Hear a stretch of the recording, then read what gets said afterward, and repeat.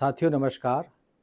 साथियों, शहरी क्षेत्र में निवास करने वाली जनता के मुद्दों के समाधान के लिए समर्पित ये चैनल अर्बन अफेयर्स विद पीके में एक बार पुनः आपका स्वागत है।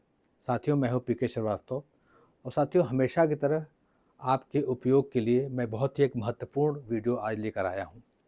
साथियों, इसके पहले मैं एक वीडियो लाया था जिसमें मैंने आपको बताया था कि जब भी आप शहर में कोई प्लॉट खरीदें तो प्लॉट खरीदने में आपको क्या क्या सावधानियां बरतनी है, क्या क्या डॉक्यूमेंट्स चेक करने हैं और आगे चल के आपको कोई दिक्कत ना हो। तो साथियों, जब आपने प्लॉट एक बार खरीद लिया, डिस्क्रिप्शन में आप जाइएगा तो आपको वीडियो मिल जाएगा, तो आप एक बार उसको देख लीजिएगा तो आपको बहुत ही महत्वपूर्ण जानकारियाँ मिल जाएंगी कि प्लॉट खरीदने में आपको क्या क्या प्रिकॉशन बरतने हैं। उसी के क्रम में जो आज का विषय है, की features of Uttar Pradesh building construction and development bylaws 2025। जब आप प्लॉट लेते हैं तो उसके बाद का काम होता है उस पर मकान बनवाना। तो जब आप मकान बनवाने के लिए उस पर आप एक नक्शा बनाते हैं या आप किसी आर्किटेक्ट के पास जाते हैं कि भाई हमारा नक्शा बना दो, हमें इसको संबंधित विकास प्राधिकरण, जिस भी शहर में आप निवास करते हैं वहाँ के प्राधिकरण में आपको नक्शा पास कराने की कवायद करनी पड़ती है। कि जो छोटे प्लॉट हैं, जिस विकास प्राधिकरण में मैं उत्तर प्रदेश की बात कर रहा हूँ, कि 100 स्क्वायर मीटर तक के जो आवासीय प्लॉट हैं उनको अब नक्शा पास कराने की आवश्यकता नहीं है। और इसी प्रकार से अगर कोई आपका कॉमर्शियल प्लॉट है 30 स्क्वायर मीटर तक, उसमें भी नक्शा पास कराने की आवश्यकता नहीं है। ये जो बिल्डिंग बायलॉज 2025 में जो इशू हुआ है, इसमें बहुत ही महत्वपूर्ण निर्णय लिया गया छोटे जो प्लॉट पे मकान बनवाने वाले हैं उनके लिए। और भी बहुत तरह की रियायतें दी गई हैं, मैं आपको एक एक करके एक्सप्लेन करूँगा। आप साथियों वीडियो में अंत तक बने रहिएगा, आपको बहुत ही महत्वपूर्ण सूचनाएं यहाँ मिलेंगी कि आपको नक्शा पास कराने में क्या क्या चीज़ें देखनी है, क्या क्या डॉक्यूमेंट लगाने हैं और कैसे आपको अपना नक्शा प्रस्तुत करना है। साथियों, ये जो Uttar Pradesh building construction and development bylaws 2025 है, उसका एक कवर पेज है जो कि जो विकास प्राधिकरण हैं उत्तर प्रदेश के, उनके ऊपर लागू होता है। ये जो है वो ministry of housing and urban planning department, जो हमारे प्रदेश का आवास एवं शहरी नियोजन विभाग है, उसके द्वारा ये निर्गत किया गया है। अब साथियों देखिए, जो बिल्डिंग परमिशन है वो लेना आवश्यक है। यदि आपका कोई प्लॉट है, देखिए मैं आपको थोड़ा सा एक्सप्लेन कर दूं। नो पर्सन शैल इरेक्ट, री इरेक्ट और make addition, alterations, revisions in any plot building or cause the same to be done without obtaining a prior building permission from the authority। अब इसमें देखिए तीन तरह की स्थितियां हैं। No piece of land shall be used as a site for the construction of a building. जो भी प्लॉट आपने लिया है उस पर आप किसी भी प्रकार का भवन तब तक निर्माण पर नहीं करा सकते जब तक इस बिल्डिंग बायलॉज के जो प्रोविज़न है उसका अगर आप अनुपालन जब तक ना करें।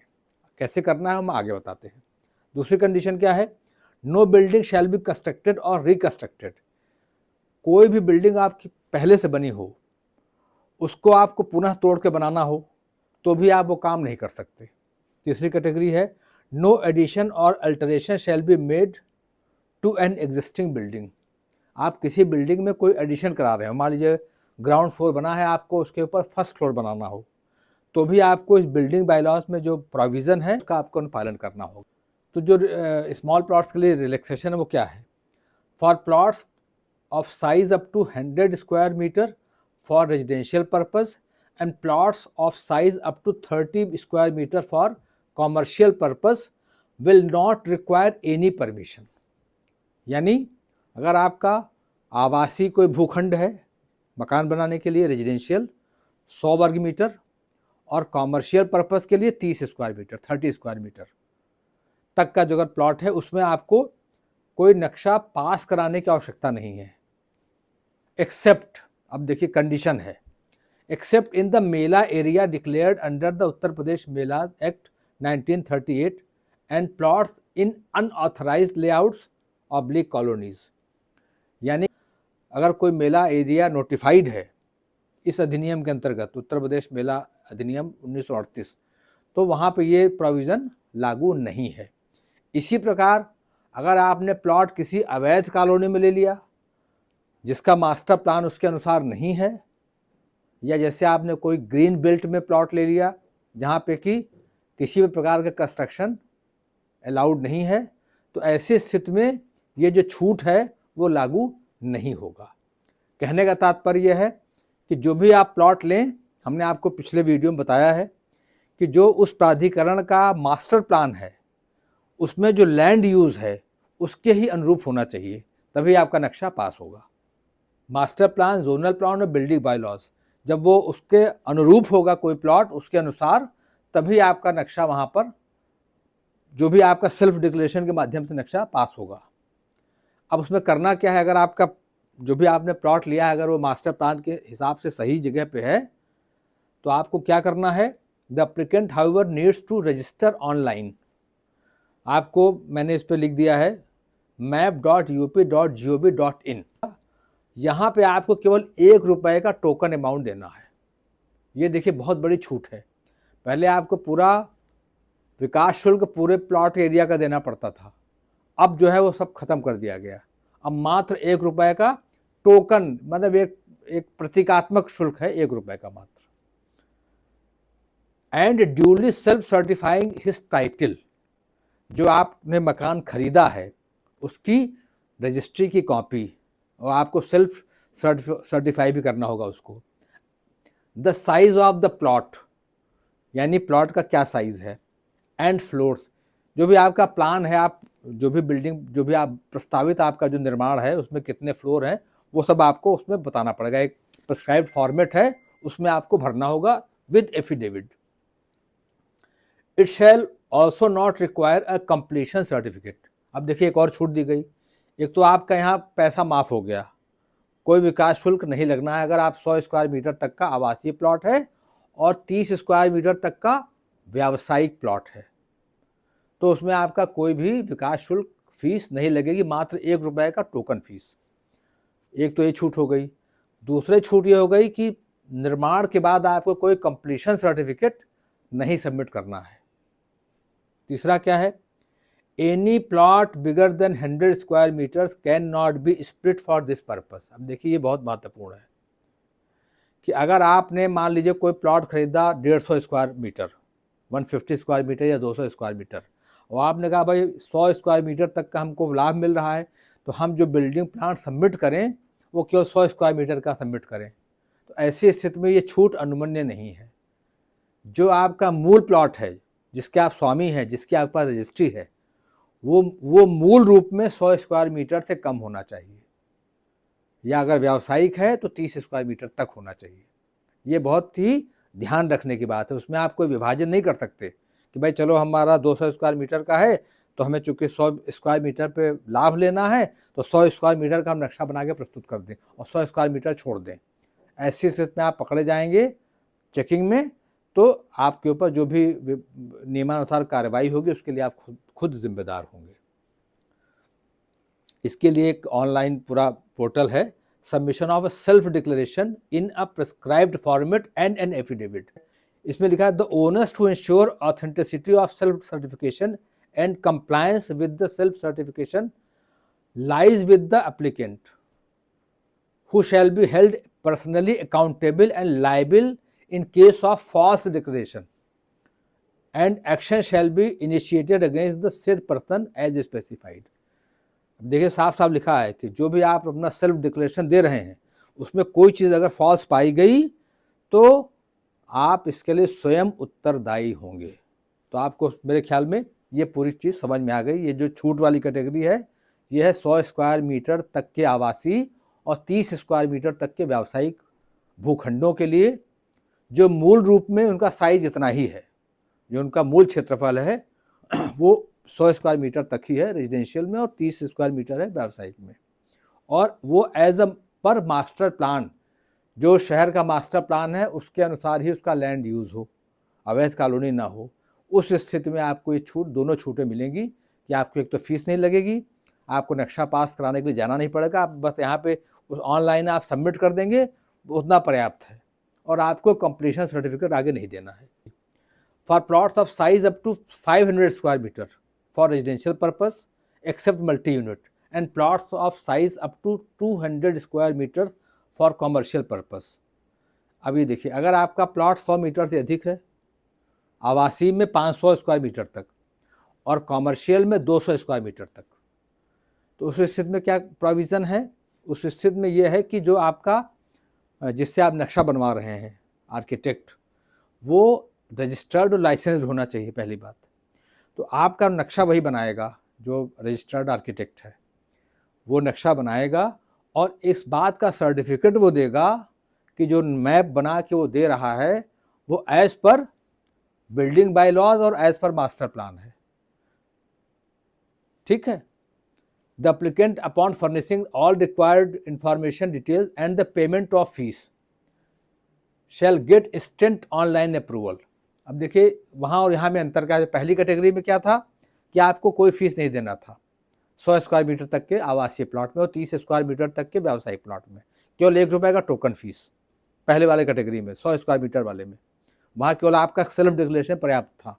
यहाँ पे जो लाइसेंस्ड टेक्निकल पर्सन है जो कि आर्किटेक्ट है, वो नक्शा बना के वो प्रमाणित करेगा कि ये नक्शा as per building bye laws है और एज पर मास्टर प्लान है।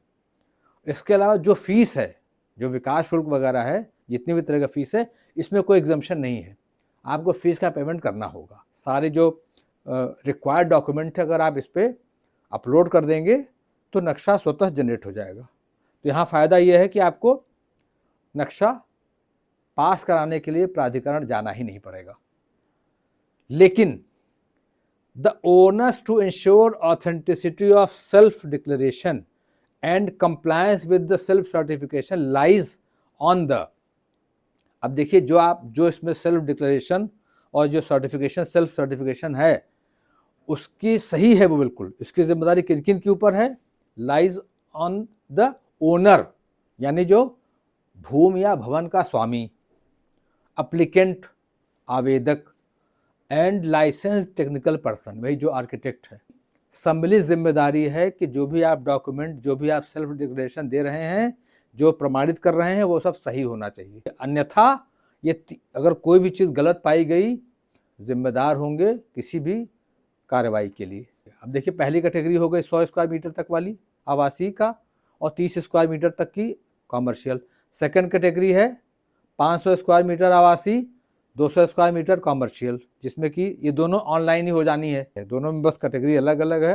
पहले वाले में फीस एग्जम्प्टेड ₹1, दूसरे वाले में जो भी फीस है आपको देनी पड़ेगी। दूसरे वाले में आर्किटेक्ट नक्शा बना के देगा, वो सबमिट करेगा और सेल्फ डिक्लेयर करेगा।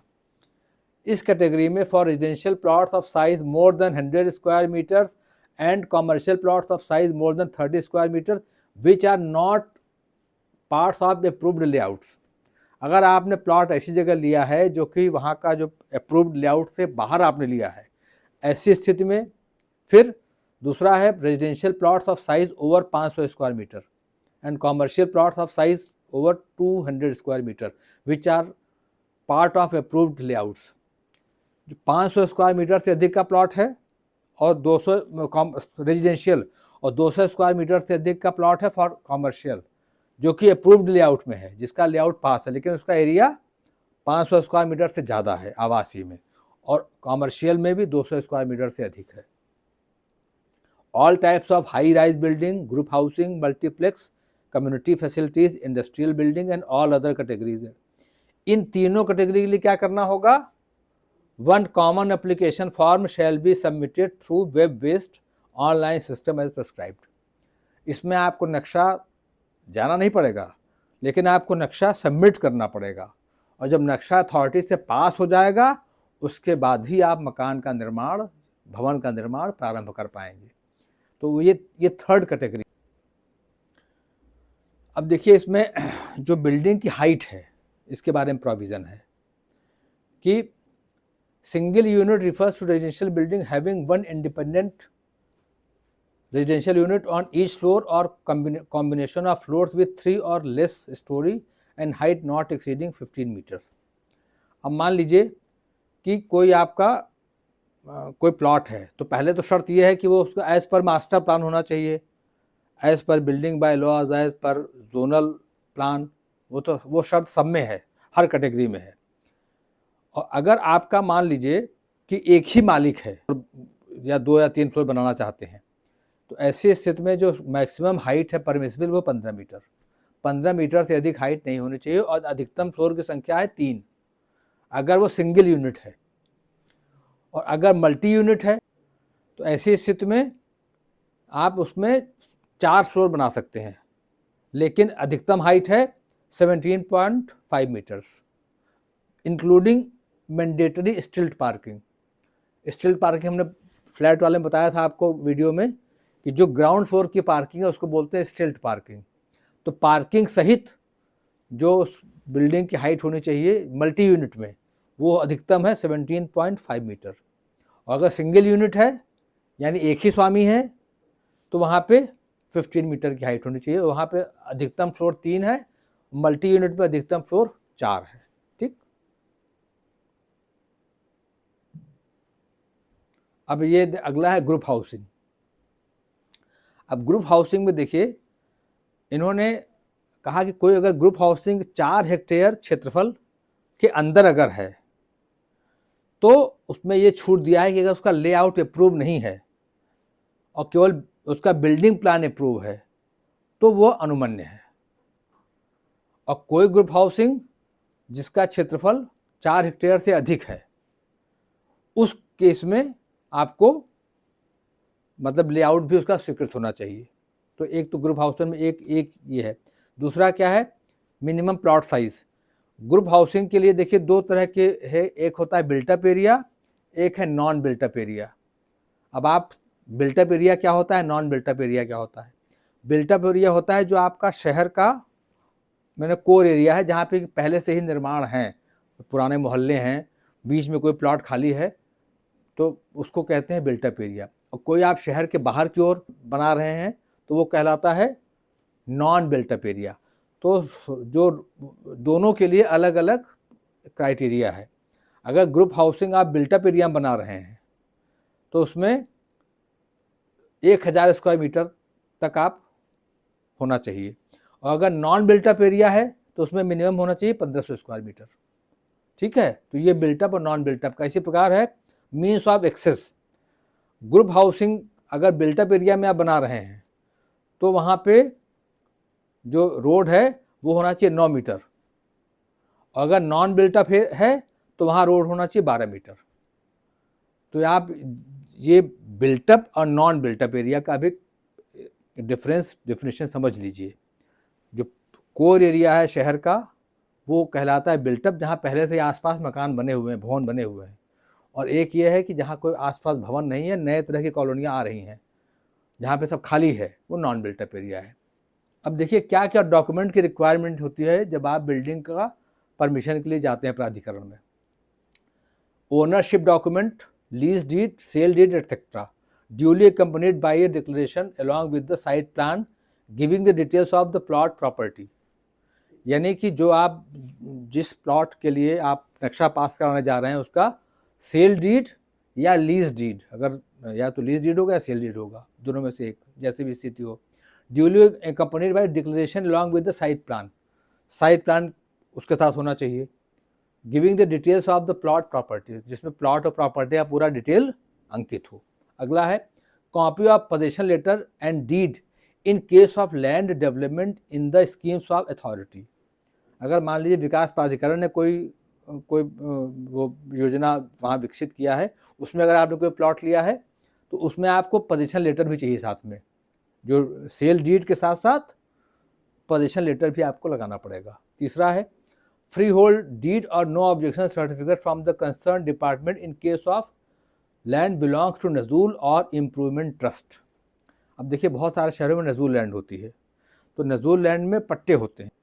अगर आपका नजूल लैंड है या तो नजूल की आपकी फ्री होल्ड हो गई हो, या फिर अगर लीज है उसकी तो कंसर्न अथॉरिटी का एनओसी चाहिए उसके ऊपर।